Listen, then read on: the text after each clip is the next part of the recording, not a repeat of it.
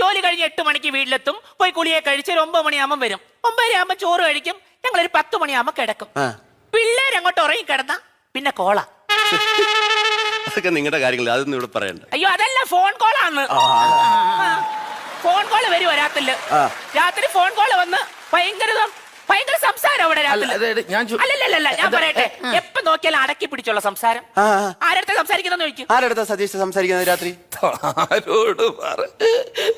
ആരോട് രാത്രിയിലാകുമ്പോ ശരിയാണ്, 10-10:30 ആകുമ്പോ നമ്മളെ കൺട്രാക്ട് വിളിക്കും. അത് അടക്കി പിടിച്ച് സംസാരിക്കേണ്ട കാര്യം എന്താണ്? കൺട്രാക്ട് വിളിക്കുമ്പോ ഇങ്ങനെയാണോ ഫോൺ ചെയ്യേണ്ടത്? ഹലോ, അമ്മ ഉറങ്ങിയോ? ഇതൊക്കെ കൺട്രാക്ടിനോട് ചോദിക്കേണ്ട കാര്യമുണ്ടോ? അത് ഈ അടക്കി പിടിച്ച് സംസാരിക്കണം. പുള്ളിക്ക് 2 അറ്റാക്ക് വന്ന പുള്ളിയാ. ഞാൻ പൊട്ടിത്തെറിച്ചെന്തെങ്കിലും പറഞ്ഞു പോയി കഴിഞ്ഞാൽ അറ്റാക്ക് അങ്ങനെ വന്നു കഴിഞ്ഞാൽ ആര് സമാനം പറയും?